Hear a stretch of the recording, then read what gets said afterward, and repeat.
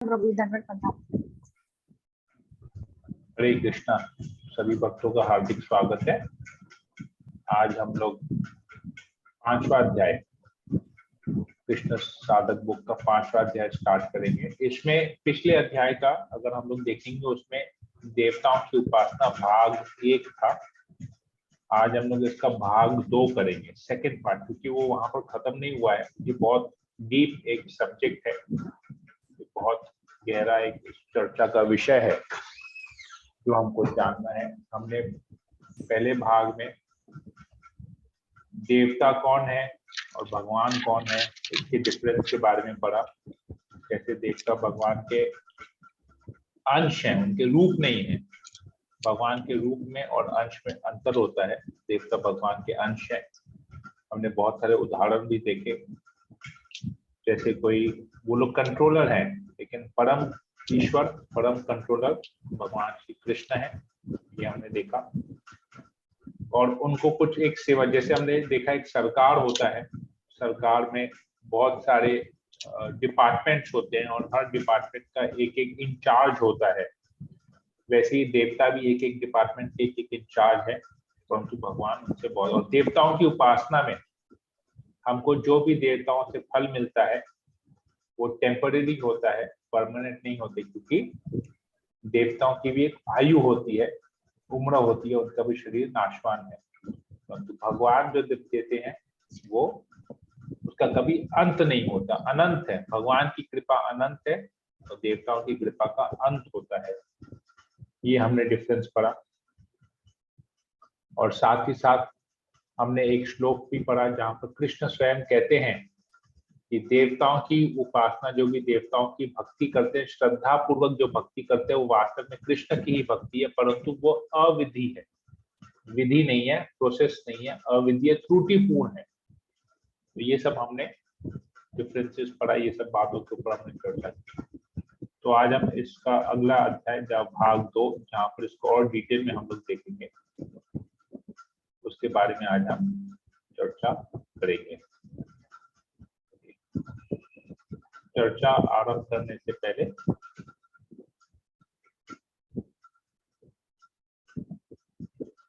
इसमें एक ice breaker है, आइस ब्रेकर को हम लोग लेते हैं।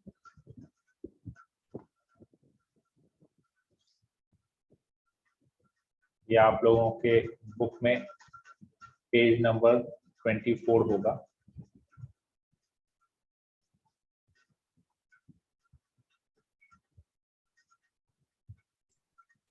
हरे कृष्णा प्रभु जी, दंडवत प्रणाम।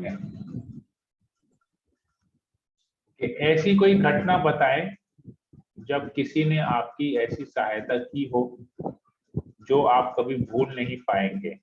तो अगर किसी के जीवन में ऐसा कुछ घटना है जहाँ पर उसको किसी ने उनका मदद किया है और वो उनको जीवन भर अभी भी याद है, ऐसा अगर किसी के जीवन में कोई ऐसी घटना है तो आप बता सकते हैं।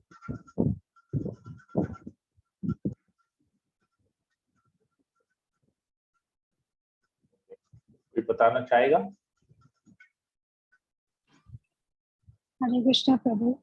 हरे कृष्णा। यस प्रभु, मेरा मतलब पर्सनली मेरे साथ नहीं हुआ, मतलब मेरे फैमिली से रिलेटेड ही हुआ है। ओके। मेरे डैडी का जब डेथ हुआ था तो मेरे पेरेंट्स आउट ऑफ स्टेशन जाने वाले थे। तो डैडी का डेथ रेलवे स्टेशन में हुआ था, हावड़ा स्टेशन में। फिर जब वापस वो लोग आए तो जैसे हम लोग में 12 दिन का कस्टम वगैरह होता है, तो उस टाइम मम्मी के पास कोई मेड नहीं थी। अचानक से फर्स्ट डे ऑनवर्ड से एक लड़की पता नहीं कहाँ से आई और वो बोली कि मुझे काम का जरूरत है, और उसको हम लोग ने, मम्मी ने रख दिया था। वो लड़की सिर्फ 12 दिन ही रही, 13वें दिन में पता नहीं कहाँ गायब हो गई।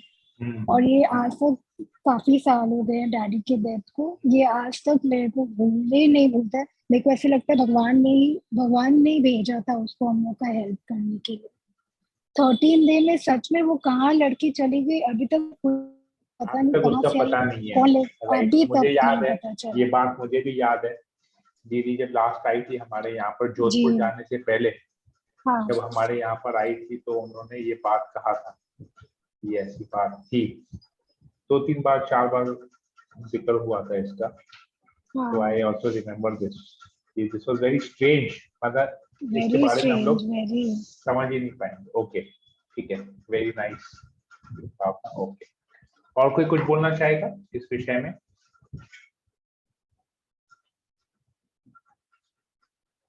और किसी के जीवन में ऐसी कोई घटना हुई है जहाँ पर उसको किसी ने सहायता की है और वो आज तक उनको इस घटना को याद है?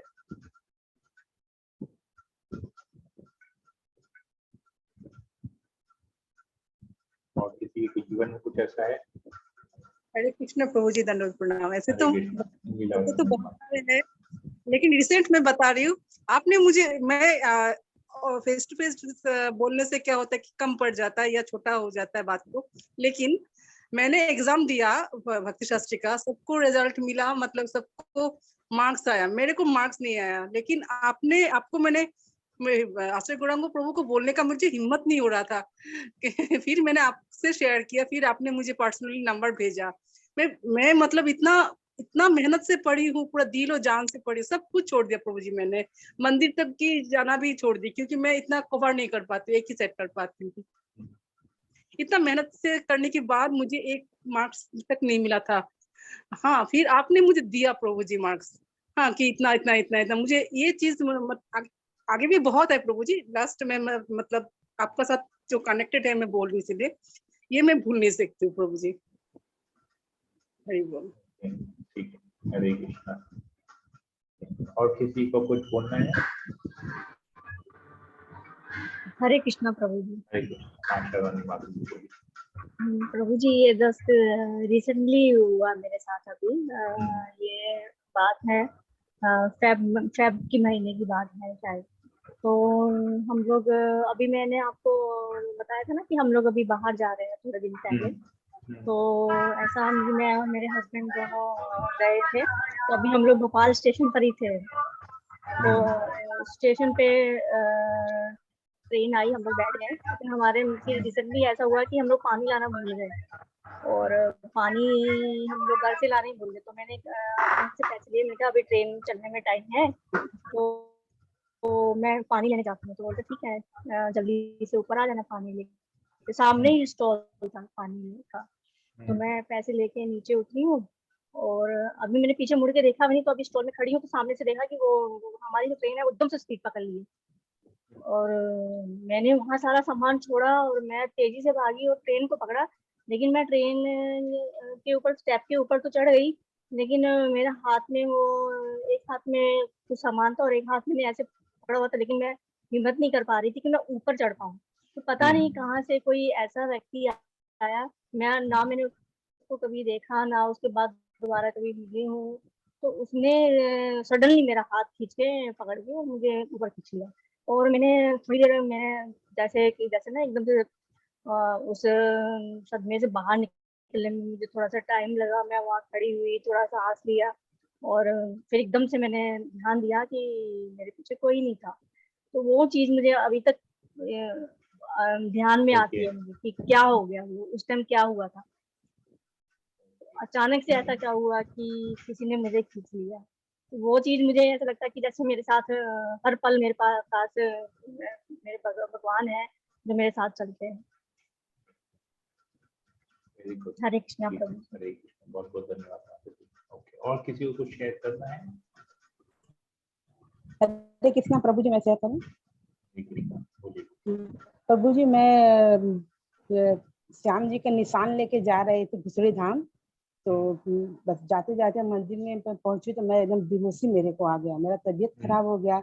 मैं वहाँ पर एक जगह मतलब बैठ गई।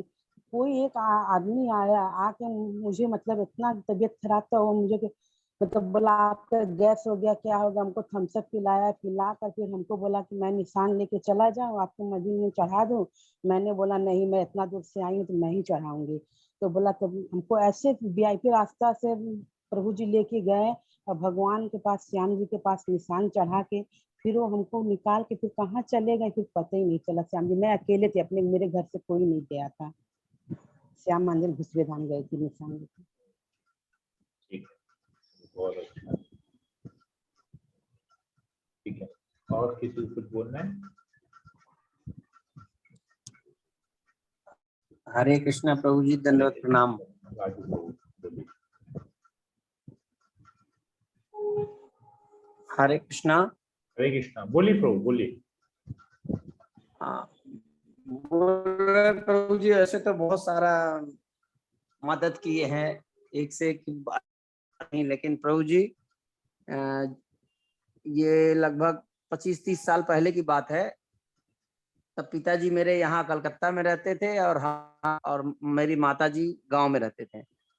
उस समय में जो है सब बड़ा परिवार था, खानदान बहुत बड़ा था, तो सब अलग अलग हो गए थे। उस समय प्रभु जी ऐसा मतलब कि सिचुएशन था कि हम लोगों के पास जो है खाने के पैसे तक नहीं थे प्रभु जी। उस समय जो हमको याद है, मेरी मौसी, जो कि वो भी बहुत ही गरीब थी, वो भी बहुत ज्यादा कुछ नहीं थी, लेकिन जो है वो 1 महीने का पूरा जो राशन मेरे घर में पहुंचाई थी प्रभु जी, वो आज तक हम कभी भूलेंगे नहीं। उसमें दाल, चावल, आटा, तेल, नमक जितना भी था, वो 1 महीने का जो राशन भेजी थी, वो प्रभु जी शायद भूलना बहुत मुश्किल है प्रभु जी, कभी नहीं भूलेंगे सब। ठीक है, बहुत अच्छा, ठीक है, थैंक यू राजू को, बहुत बहुत धन्यवाद आपका। ओके, और किसी को कुछ बोलना है इस विषय में? तो सब लोगों ने, कुछ भक्तों ने अपने अपने एक्सपीरियंसेस यहाँ पर शेयर किए। सबका अलग अलग एक्सपीरियंस हुआ है, अलग अलग तरीके का हुआ है। तो ये क्यों हुआ है, क्या हुआ है, कैसे हुआ है, आज हम इस अध्याय में इसको समझेंगे कि ऐसा क्या होता है, ये क्या चीज है। क्योंकि ये बहुत सारी ऐसी बातें हैं जो हमको समझ में नहीं आती है, पर हमारे जीवन में हो जाता है, तो उसके बारे में आज हम पढ़ेंगे। तो इसके पहले हम लोग महामंत्र जप का उच्चारण कैसे करना, उसके बारे में थोड़ा सा एक छोटा सा पैराग्राफ से पढ़ लेते हैं, फिर इस चर्चा के विषय में हम लोग आगे पढ़ेंगे। जप करते समय व्यक्ति को महामंत्र का बहुत स्पष्ट रूप से उच्चारण करना चाहिए। जप के दौरान ऊपरी होंठ, निचले होंठ और जीभ तीनों की क्रिया होती है।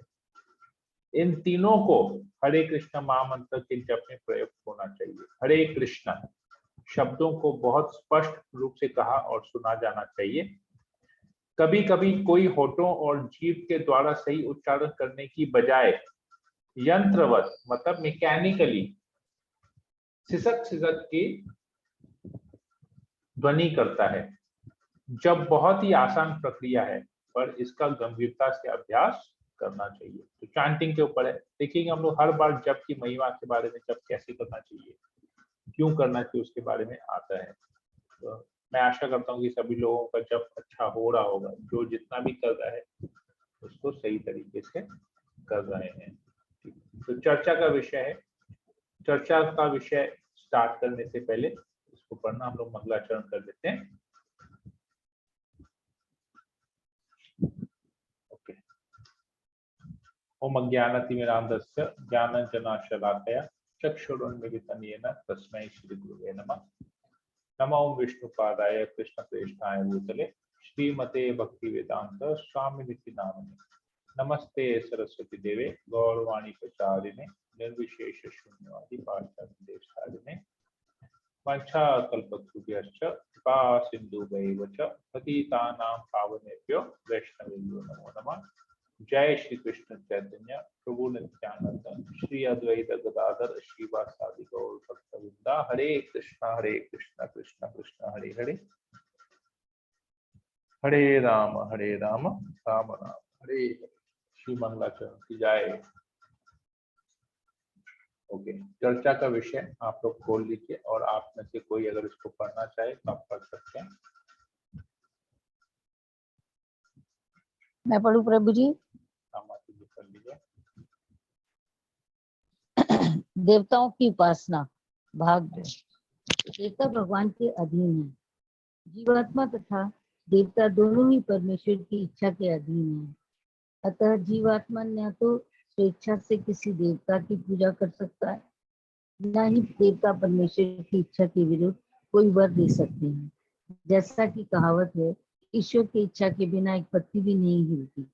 सामान्यतः जो लोग इस संसार में पीड़ित हैं, वे देवताओं के पास जाते हैं, क्योंकि वेदों में ऐसा करने का उपदेश है कि अमुक अमुक इच्छाओं वाले को अमुक अमुक देवताओं की शरण में जाना चाहिए।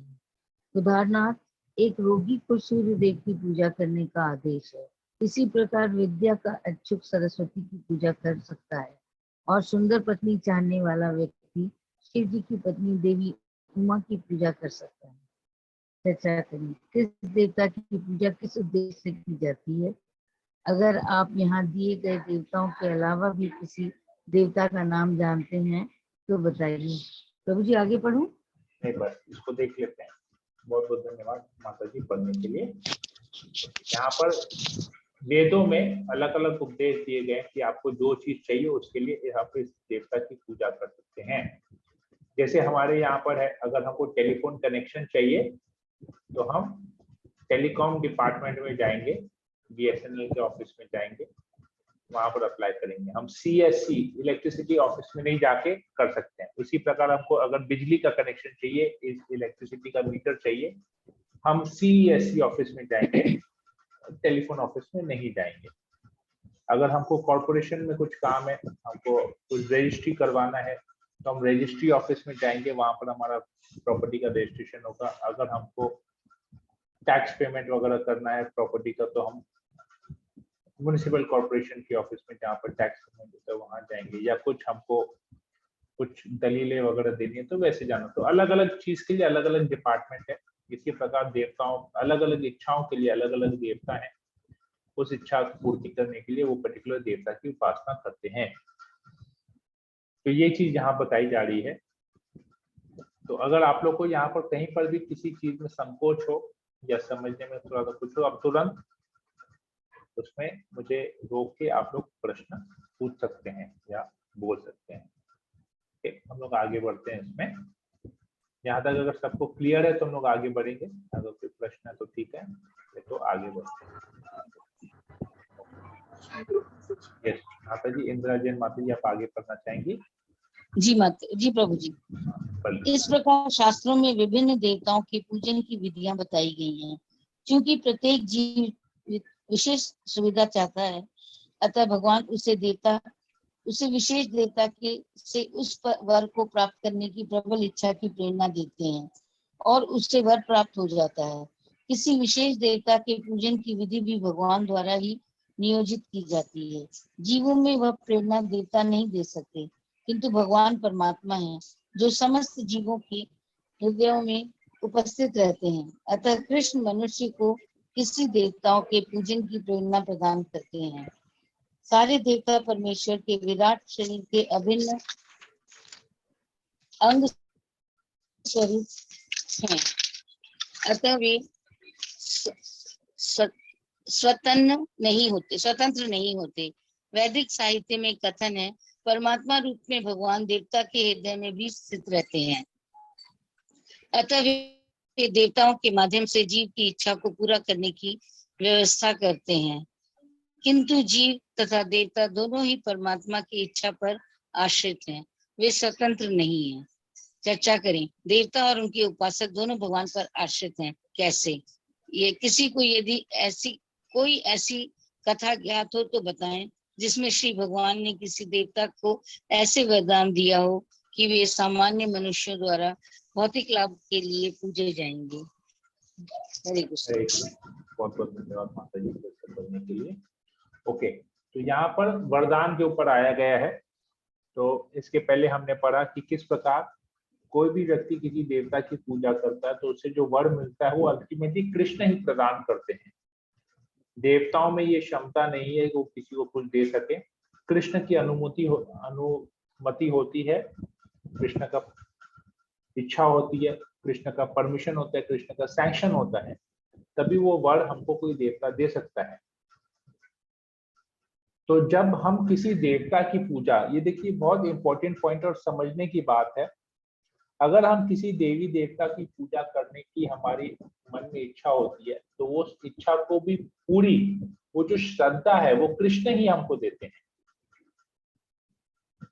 हमको अगर कोई चीज चाहिए, कोई भौतिक लाभ चाहिए जिसकी वजह से हम किसी देवी देवता की पूजा करते हैं, तो वो देवी देवता की पूजा करने की प्रेरणा कृष्ण देते हैं। वो भौतिक लाभ जो हमको मिलता है वो उस देवता के हृदय में कृष्ण है परमात्मा के रूप में, तो कृष्ण उसको सैंक्शन करते हैं, उस देवता के प्रति उसको सैंक्शन करते हैं और वो देवता हमको वरदान देता है, हमारी वो इच्छा पूरी करता है। तो देखिए कितने कृपालु है भगवान कृष्ण, इतने कृपालु है कि हमको जो भी कुछ चाहिए, अगर हमको डायरेक्टली कृष्ण से नहीं मांग सकते हैं हम, फिर भी वो हम किसी और से मांगना चाहते हैं तो किसी और के द्वारा भी कृष्ण ही हमको प्रोवाइड कर रहे हैं। ये यहाँ पर हम लोग इसकी कोई समझते हैं यहाँ पर। ओके इंदिरा माता जी, अब बोल रही थी। हाँ प्रभु जी, फिर हम लोग डायरेक्ट भगवान को ही क्यों ना पूजें, देवताओं के थ्रू क्यों जाते हैं जब कृष्ण तो चाहते हैं कि यही तो प्रॉब्लम है ना, डायरेक्ट भगवान को। लेकिन ऐसे लोगों को ज्ञान कहाँ पर है? ये तो अभी आपका सब ये सौभाग्य है, आप इन सब चीज को पढ़ पा रहे हैं, भगवत गीता के ज्ञान को समझ पा रहे हैं, लेकिन सबका ये सौभाग्य नहीं है। अभी आप देखिए, आप जिस बिल्डिंग में रहते हैं, ठीक है, उस बिल्डिंग में कितने फ्लैट हैं, कितने टावर्स हैं, कितने फ्लैट्स हैं, तो सोचिए कितने परिवार उस बिल्डिंग में रहते हैं, और आपके बिल्डिंग में भक्ति वृक्ष क्लास होता है, तो उस परिवार के कितने सदस्य उस क्लास को अटेंड करते हैं? तो प्रश्न का सवाल बहुत इजी है, क्यों? किसी का समय नहीं है, इंटरेस्ट नहीं है, सबका अपना ज्ञान है, सबकी अपनी बुद्धि है, कोई दूसरे की बुद्धि क्यों लेगा? राइट? पर भगवान के बिना तो किसी का भी नहीं चलता है ना। हाँ, लेकिन ये तो समझना चाहिए ना, आज हमको ज्ञान मिल रहा है कि कृष्ण भगवान है, कृष्ण सब कुछ कर रहे हैं, लेकिन दूसरे लोगों को आप अपने लिए देखिए कि आप कृष्ण भक्ति में आने से पहले क्या स्थिति थी हम लोगों की। आज अगर हम लोग अपने जीवन में 10 साल पीछे चले जाएं, 5 साल या 10 साल पीछे चले जाएं, तो हमारी क्या स्थिति थी? हम भी उनके ही तरह हैं, जो अभी जिसके बारे में हम बोल रहे हैं, हम भी अब से 10 साल पहले उनकी तरह ही थे। आज जो वर्तमान में है, 10 साल पहले अतीत में हम वैसे ही थे, तो उनमें और हमें कोई फर्क नहीं है। तो हम भक्ति में कैसे आए? अब प्रश्न आता है, जब 10 साल पहले हम जो थे और आज जो हम जिनको देख रहे हैं, हम में और उनमें कोई फर्क नहीं था, लेकिन आज 10 साल बाद हम में फर्क आया है ना, हमारे जीवन में चेंज आया है। कैसे आया है वो चेंज? किसके प्रभाव से आया है? तो वो अगर हम सोचेंगे, गुरु नहीं मिले थे, हमें किसी ने कभी समझाने की कोशिश नहीं की थी, पर जब समझा दिया उसके बाद तो हम नहीं जा रहे हैं। समझाया कैसे? आपको सुनने की इच्छा थी, आपको समझने की इच्छा थी, बोल के समझाया ना। अगर आपको सुनने की इच्छा नहीं है, समझने की इच्छा नहीं है, तो आप कैसे समझेंगे, कैसे सुनेंगे? मार्ग में जब हम आए, तो भक्ति के मार्ग में हम कैसे आए? हम किससे प्रेरणा लेके आए? हम जिससे प्रेरणा लिए, तो वही प्रेरणा जो हमको प्राप्त हुई है किसी के माध्यम से, वही प्रेरणा अभी हमको किसी को देनी है। इसी को ही प्रचार कहते हैं। तो हमको किसी ने प्रचार किया और हम भक्ति में आए, तो वही प्रचार हमको किसी और को करना है और उसको भक्ति में लाना है। केवल अगर हम अपने घर में बैठ के बोलेंगे यार हम तो ऐसा करते हैं, उसको अक्ल नहीं है, उसको ज्ञान नहीं है, उसको तो कृष्ण के पास जाना चाहिए, उसको ऐसा करना चाहिए, वो जो कर रहा है गलत है, तो ऐसे नहीं होगा। जैसे हमको किसी ने समझाया है, हमको बड़े प्यार से किसी ने समझाया है, हम भक्ति में आए हैं, वही प्यार, वही करुणा, वही कृपा हमको दूसरे को देनी है, तभी ये होगा, नहीं तो ये संभव नहीं है। यही चीज यहाँ पर हमको समझना बहुत जरूरी है। अच्छा, हरे कृष्ण प्रभु जी। हरे कृष्ण, बोलिए प्रभु जी। जैसे अभी आपका जो नरसिंह देव नहीं, हिरण्यकश्यप और रावण को जो वरदान मिले थे, तो वो भी प्रभु की इच्छा से मिले थे? वो देवताओं की पूजा, ब्रह्मा जी ने दिया था उनको वरदान।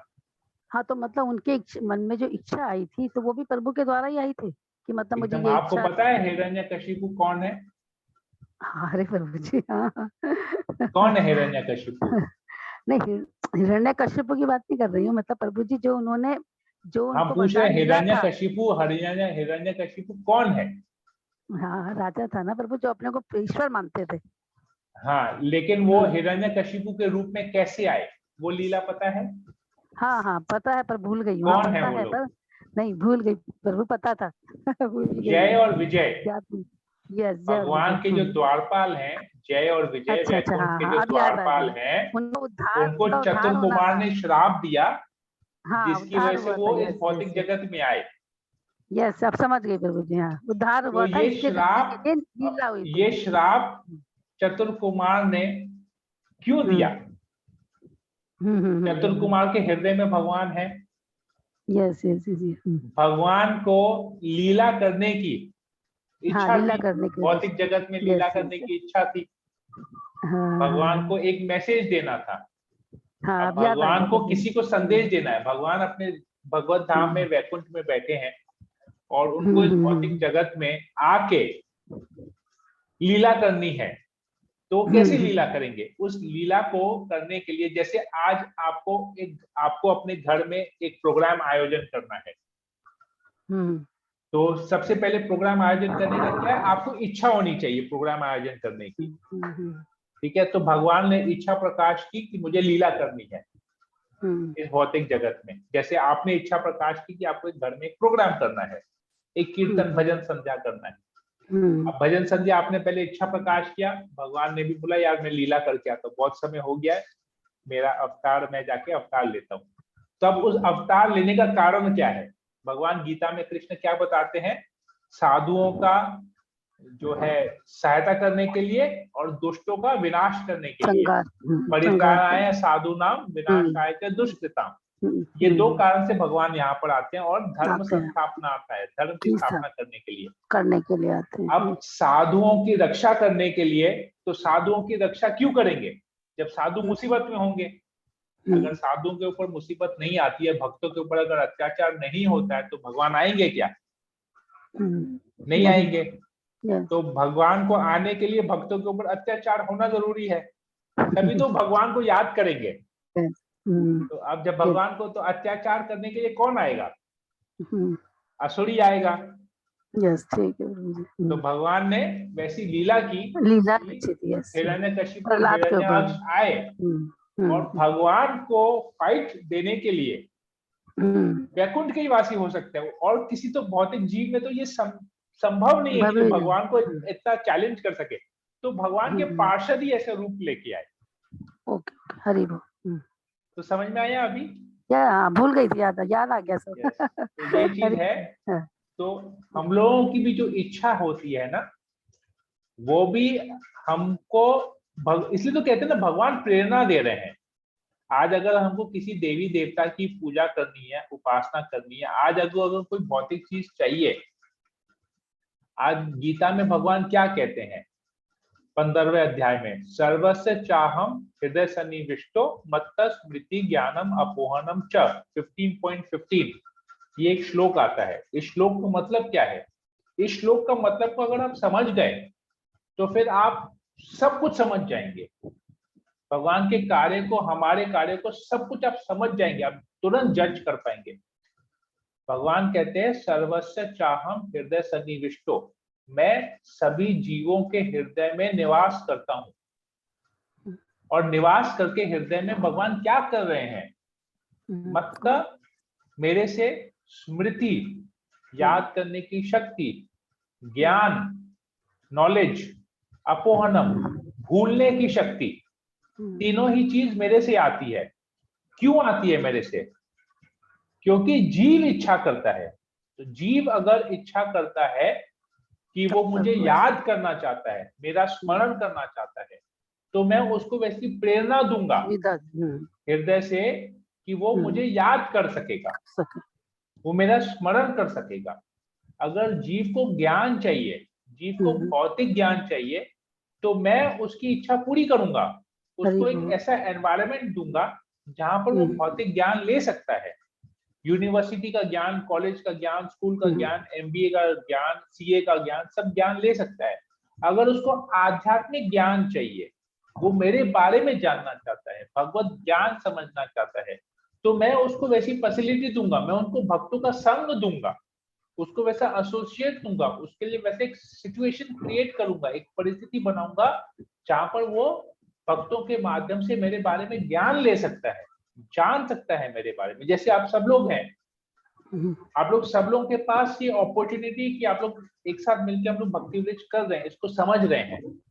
लेकिन ऐसे बहुत लोग हैं जिनको पता है भक्ति वृक्ष है, लेकिन फिर भी आते नहीं है। उनको नहीं चाहिए ज्ञान, तो भगवान उनके लिए वैसी परिस्थिति क्रिएट कर रहे हैं कि वो लोग उसी समय क्लास के समय उनके जीवन में ऐसा कुछ प्रॉब्लम होगा जिसके से वो क्लास अटेंड नहीं कर पाएंगे। समझ में आया? और तीसरा बात आता है अपोहनम, भूलने की शक्ति। अगर कोई व्यक्ति चाहता है कि मैं भगवान को भूल जाना चाहता हूँ, मुझे भगवान का अस्तित्व नहीं चाहिए, भगवान के बारे में कुछ जानना नहीं है, कुछ नहीं चाहिए, तो भगवान उसको पूरा इंद्र तृप्ति में डुबा देंगे। वो देवताओं की पूजा करेगा, वो हिरण्यकशिपु बन जाएगा, वो रावण बन जाएगा, जो भगवान का दुश्मन, भगवान को भगवान नहीं समझेगा, उसको एक साधारण व्यक्ति समझेगा। जैसे रावण ने रामचंद्र को साधारण व्यक्ति समझा, तो ये प्रॉब्लम होगा। तो भगवान उसको कंप्लीटली भुला देंगे, मतलब भुला ही देंगे कि भगवान बोल के कोई चीज भी है, और वो फिर उसी भ्रम में रहेगा कि वही कंट्रोलर है, वही ईश्वर है। तो हो कि भगवान अपने आप को भुला देंगे उसको, तो फिर मतलब हमारे मन में मतलब हमारी मन की जो इच्छा है वही पूरी करेंगे प्रभु। यस, तो अभी सोचिए, अगर हमारे मन में ये इच्छा कि हम भगवान को भूल जाएं, तो भगवान इच्छा पूरी करेंगे। लेकिन अगर हम वही इच्छा करेंगे भगवान की सेवा करें, प्राप्ति करने के लिए, भगवान के दास बने, भगवान को प्राप्त कर, तो क्या भगवान वो इच्छा पूरी नहीं करेंगे? Yes, so simple. Hare Krishna Prabhu ji. Hare Krishna. आशीर्वाद माता जी बोलिए। प्रभु जी, अभी मैं सुन रही थी तो मेरी आंख में भी आंसू आ गए। वैसे मुझे नहीं मालूम था कि मैं ये सब करूंगी, या फिर मुझे कभी मैं जप भी करूंगी, या फिर मुझे इतना मालूम था कि मैं कृष्ण जी की सेवा कर रही हूँ, या उनकी पूजा कर रही हूँ, या उनका हर एक चीज का ख्याल रखती हूँ। लेकिन मैंने कभी ये नहीं सोचा था कि भगवान मेरे बारे में सोच रहे हैं, या मुझे लीलावती मोहिनी देवी हमेशा मुझसे बातें करती थी, वो मुझे जप के बारे में बताती थी कि मेरा अभी जप का टाइम हो रहा है, ये हो रहा है, मैं उनकी बातें सुन लेती थी। लेकिन मुझे ये कभी नहीं था कि मेरे जीवन में ये कभी शामिल होगा। और यहाँ तक कि ये भी मालूम नहीं था मुझे, जब तक मैं क्लास में नहीं आई थी उस दिन, एक दिन पहले तक भी मुझे नहीं मालूम था कि मैं क्लास में आऊंगी, या फिर या कभी डिवोटीज के साथ बैठकर ऐसे क्लास अटेंड करूंगी। जबकि जब भी जहाँ 9 बजते हैं, मेरा एकदम माइंड में वो होता है कि नहीं, फट से मुझे क्लास में जाना है, और ये मुझे ये सब चीजें जो चीजें मुझे पता है वो भी जाननी है, और जो नहीं भी पता है वो भी जाननी है। तो मुझे ना, मैं इस लायक नहीं थी, लेकिन प्रभु ने मुझे इस लाइन में लाने के लिए मेरी मन में ये इच्छा थी कि उन्होंने मुझे इतना बड़ा आशीर्वाद दिया, इतने भक्तों का संग दिया, और जप का सबसे बड़ा कि जप करने का मुझे वो ऐसा मौका दिया। तो मेरे ख्याल से तो मेरे लिए तो ये बहुत बड़ी कृपा की बात है, बहुत ज्यादा। तो मुझे ये सुन के तो मेरी आंखों में भी आंसू आ गए प्रभु। हरी बोलिए, बहुत अच्छी बात बोली आपने माता जी। देखिए ये चीज है, भगवान तो कह रहे हैं गीता में, हम तो जो भगवान की वाणी उसी को बता रहे हैं। तो भगवान कैसे हमारे हृदय में रह के क्या कार्य कर रहे हैं, ये यहाँ पर स्पष्ट आ रहा है। हाँ प्रभु जी, मैं तो इस लायक हुई नहीं, पता नहीं कैसे उन्होंने दिया। हम लोग अपने आप को किसी लायक नहीं समझते, यही सबसे बड़ी बात है। भक्त की सबसे पहली निशानी यही है, जो अपने को किसी की लायक नहीं समझते, पूर्ण रूप से भगवान की कृपा के ऊपर निर्भर है। उसको ये पता होता है कि भगवान की कृपा है से है ही हम कर पा रहे हैं। तो यही तो भक्त का असली लक्षण है कि वो भगवान हर चीज में भगवान को श्रेय देता है, भगवान को क्रेडिट देता है, भगवान की कृपा के ऊपर पूर्ण रूप से वो निर्भर है। ये भक्त का लक्षण है। ये इससे मतलब आपका भक्ति में प्रोग्रेस हो रहा है। विनीत मंडल प्रो, आप कुछ बोल रहे थे। हरे कृष्णा जी। हाँ तो मेरा एक सवाल था, वो आप जैसे वो लीला बता रहे थे ना जय विजय का, वो मैंने भी आश्रय से सुना था, शायद आपके घर में सुना था, मेरे को याद नहीं है। तो वो था कि उनकी इच्छा थी कि भगवान से युद्ध करे, तो फिर शायद इसके कारण चतुर्कुमार ने उनको श्राप दिया। तो मुझे कल ये था कि जब हिरण्यकशिपु को ये बॉडी मिला, तो वो इतना ब्रूटल क्यों है दूसरे भक्त के तरफ, क्योंकि उन्होंने प्रहलाद महाराज को इतना कष्ट दिया, तो हाँ। बिकॉज जैसे आपने बताया ना कि क्योंकि वो वैकुंठ का बंदा ही होगा जो भगवान से युद्ध कर सके, तो नॉर्मल हाँ। मेटेरियलिस्टिक पर्सन का वो क्षमता ही नहीं कि भगवान के साथ युद्ध कर सके। हाँ। तो मेरा ख्याल ये था कि इस लीला का ये क्यों था कि जो एक बिकॉज वो वैकुंठ में वो शायद गेट कीपर थे ना दोनों, हाँ, द्वारपाल थे, जय और विजय। हाँ द्वारपाल थे। तो बटवेश्वर वो गेट भक्ति होंगे, तो फिर उन्होंने इतना ब्रूटली वो एक्शन क्यों लिया प्रहलाद महाराज की तरफ, इतना अब बुरी इस तरीके से भौतिक उनको जगत परेशान में किया आए गया। हैं, तो भौतिक जगत में क्या था? भगवान कहते हैं साधुओं की रक्षा करने के लिए। तो प्रहलाद साधु कौन है? भगवान के भक्त हैं।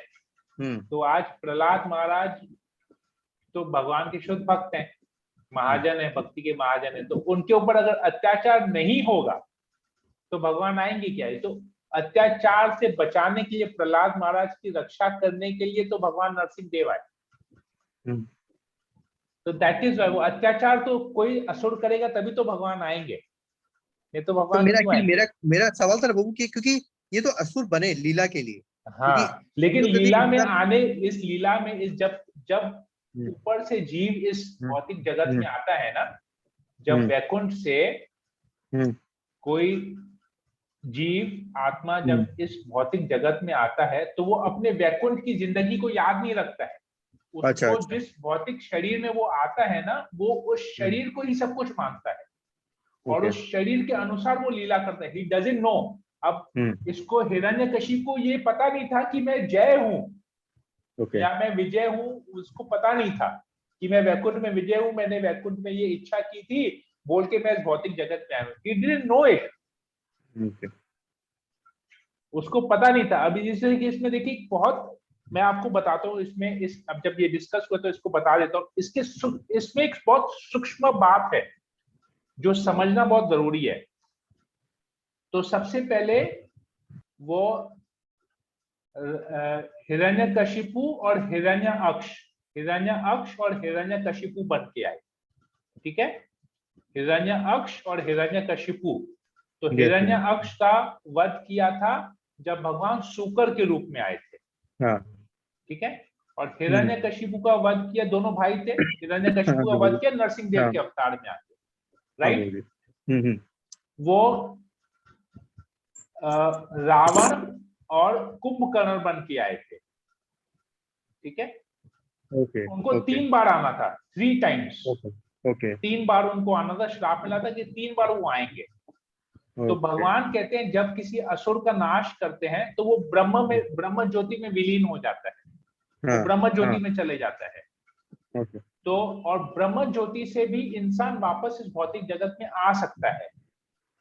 ठीक है, तो अभी जब उस समय वध किया, वो फर्स्ट टाइम था तो ब्रह्म ज्योति में गए। सेकंड टाइम वापस उस ब्रह्म ज्योति से आए रावण और कुंभकर्ण। फिर वापस से उनको भगवान ने मारा और वो गए।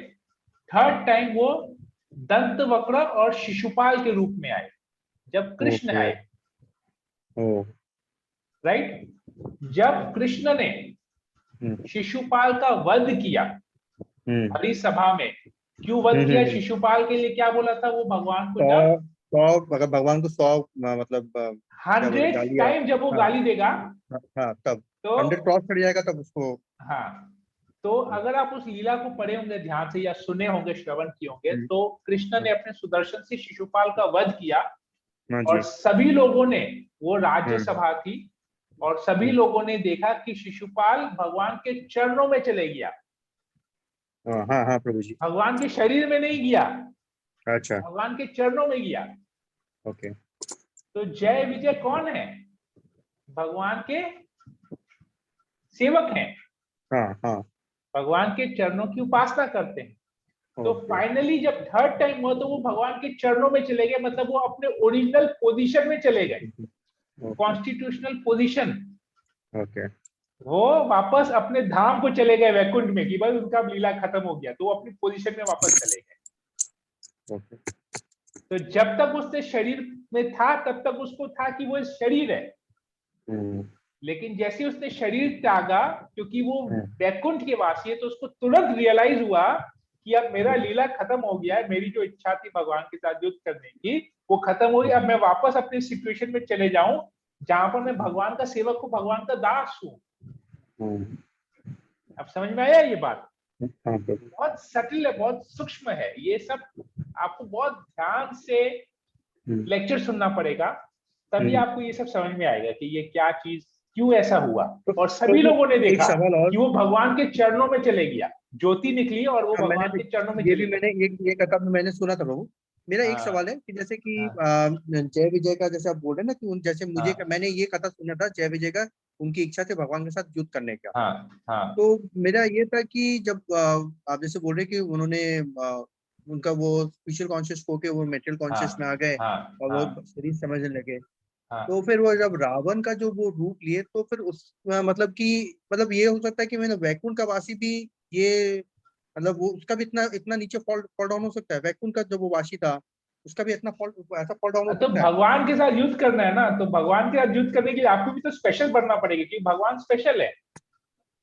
तो भगवान जब स्पेशल है तो भगवान के साथ अगर आपको फाइटिंग करना है तो आपको स्पेशल बनना पड़ेगा ना। अच्छा, मेरे ख्याल ये था प्रभु कि ये it was just a pre plan कि जस्ट टू डू द लीला, और इट वाज इंटेंशन फ्रॉम जय विजय। देखिए भगवान हर बार ना अवतार भगवान के आते हैं। ब्रह्मा जी के एक दिन में भगवान कितना बार अवतार लेते हैं सब कुछ आता है, ये पूरा भागवतम में डेली ब्रह्मा के हर एक दिन में भगवान अवतार लेते हैं। तो उस अवतार लेने के लिए भगवान को कुछ ना कुछ लीला करनी है, कुछ ना कुछ यहाँ होना है जिसके से मतलब there should be a reason why the lord should appear in this world. तो ये लीला तय किया हुआ है। अभी जैसे मैं आपको बताता हूँ ये, लेकिन हर युग में ना थोड़ा सा मॉडिफिकेशन होता है लीला में, हर युग में थोड़ा सा लीला में मॉडिफिकेशन होता है। ये अगर आप बृहद भागवतम पढ़ेंगे तो ये जो कालिया दमन लीला है, हम लोग जानते हैं कि कालिया दमन भगवान ने यहाँ किया, पर ये कालिया दमन लीला ना वैकुंठ में भी हो रहा है। इट इज नॉट दैट कि खाली यहाँ पर हुआ, भगवान ने जब यहाँ पर कृष्ण बन के आए वृंदावन में तो कालिया का दमन किया चले गए, नहीं, कालिया दमन का लीला वैकुंठ में हो रहा है लेकिन किसी दूसरे रूप में, क्योंकि ये सब लीलाएं भगवान रेगुलर करते रहते हैं वहां पर। यहाँ पर उसका खाली एक ट्रेलर हम देखते हैं, क्योंकि हमारा भौतिक बुद्धि है और भौतिक शरीर है, भौतिक सोच है, इसलिए हमको लग रहा है कि ये टेम्पोररी भगवान आए लीला किए चले गए, लेकिन ये सब भगवान की नित्य लीलाएं हैं। तो जो वैकुंठ में जो ये लीलाएं हो रही है, कालिया दमन का जो वैकुंठ में जो लीला हो रहा है ना, वहां पर भगवान कालिया के साथ खेल रहे हैं और कालिया को भी आनंद आ रहा है भगवान के साथ खेलने में, वहां पर भगवान की खुशी के लिए हो रहा है। जो वैकुंठ में जो कालिया लीला कर रहा है ना, वो भगवान की खुशी के लिए कर रहा है, और इस भौतिक जगत में जो असुर के रूप में लीला कर रहा है वो असुर अपनी खुशी के लिए कर रहा है, क्योंकि वैकुंठ का मूड है भगवान की खुशी, भगवान को आनंद प्रदान करना, और इस भौतिक जगत का मूड क्या है, खुद को खुश करना, अपनी इंद्रिय तृप्ति के लिए, अपने आनंद के लिए, अपनी खुशी के लिए, सेल्फ सेंटर्ड है, और वहां कृष्ण सेंटर्ड है। समझ में आया Vineet Mandal Prabhu what I am trying to say?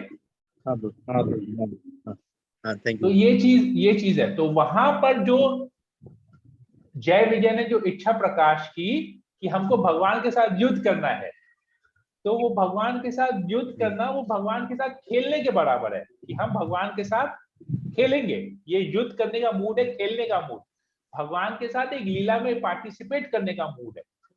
तो वहां पर भगवान की खुशी के लिए है, अपनी खुशी के लिए नहीं है, भगवान की खुशी के लिए है। लेकिन क्योंकि आया कि मुझे युद्ध करना, मुझे थोड़ा सा आनंद चाहिए कि मैं भगवान के साथ युद्ध करूं, तो इसलिए इस भौतिक जगत में आ गए, वो उधर युद्ध नहीं किए।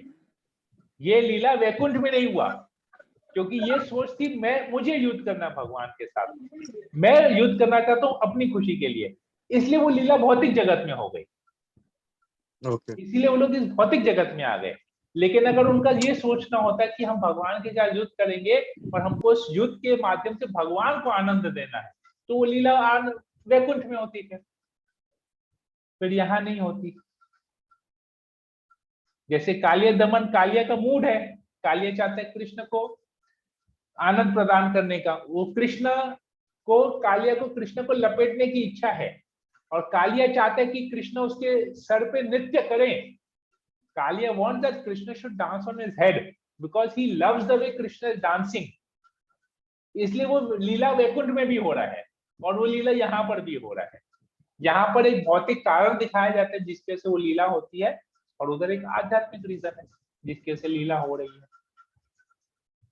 ठीक है, सुमित मंडल प्रभु, हाँ Prabhu, I hope I am clear.